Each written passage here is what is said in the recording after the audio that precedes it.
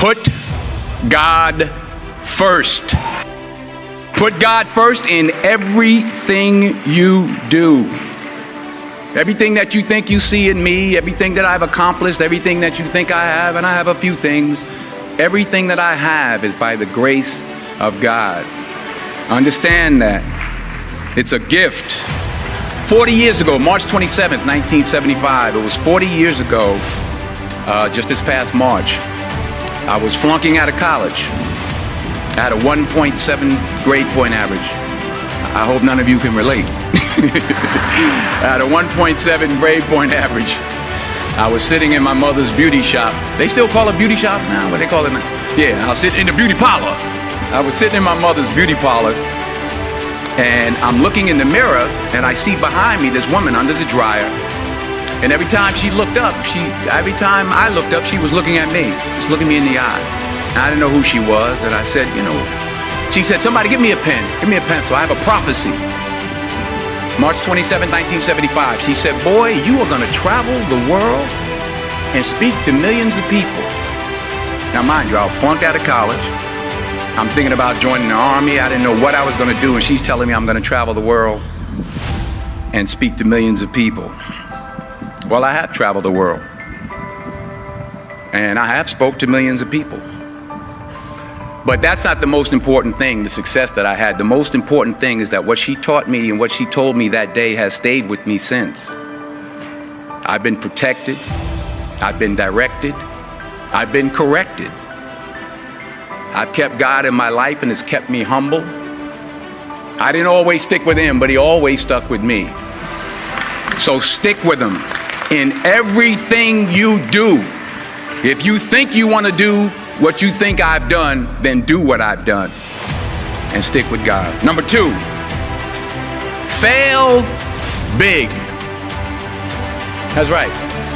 Fail big. Today is the beginning of the rest of your life, and it can be very frightening. It's a new world out there. It's a mean world out there, and you only live once. So do what you feel passionate about. Take chances professionally. Don't be afraid to fail. There's an old IQ test, was 9 dots, and you had to draw 5 lines with a pencil within these 9 dots without lifting the pencil. The only way to do it was to go outside the box. So don't be afraid to go outside the box. Don't be afraid to think outside the box. Don't be afraid to fail big, to dream big. But remember, dreams without goals are just dreams, and they ultimately fuel disappointment. So have dreams, but have goals. Life goals, yearly goals, monthly goals, daily goals. I try to give myself a goal every day. Sometimes it's just to not curse somebody out. Simple goals, but have goals. And understand that to achieve these goals, you must apply discipline and consistency. In order to achieve your goals, you must apply discipline, which you have already done, and consistency every day, not just on Tuesday and miss a few days. You have to work at it every day. You have to plan every day. You've heard the saying, we don't plan to fail, we fail to plan. Hard work works. Working really hard is what successful people do. And in this text, tweet, twerk world that you've grown up in, remember, just because you're doing a lot more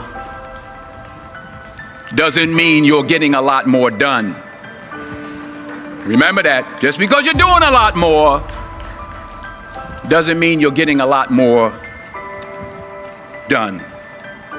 Don't confuse movement with progress. My mother told me, she said, yeah, because you can run in place all the time and never get anywhere. So continue to strive, continue to have goals, continue to progress. Number 3,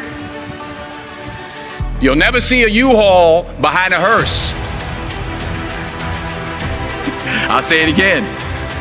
You'll never see a U-Haul behind a hearse. I don't care how much money you make, you can't take it with you. The Egyptians tried it. They got robbed. That's all they got. You can't take it with you. And it's not how much you have. It's what you do with what you have. We all have different talents. Some of you will be doctors, some lawyers, some scientists, some educators, some nurses, some teachers. Yeah, okay. Some preachers. The most selfish thing you can do in this world is help someone else. Why is it selfish? Because the gratification, the goodness that comes to you, the good feeling that I get from helping others, nothing's better than that. Well, one or two things, but nothing's better than that. Not jewelry, not big house I have, not the cars, but it's the joy. That's where the joy is, in helping others. That's where the success is, in helping others. Finally, I pray that you put your slippers way under the bed tonight, so that when you wake up in the morning, you have to get on your knees to reach them. And while you're down there, say thank you for grace. Thank you for mercy. Thank you for understanding. Thank you for wisdom. Thank you for parents. Thank you for love. Thank you for kindness. Thank you for humility. Thank you for peace. Thank you for prosperity. Say thank you in advance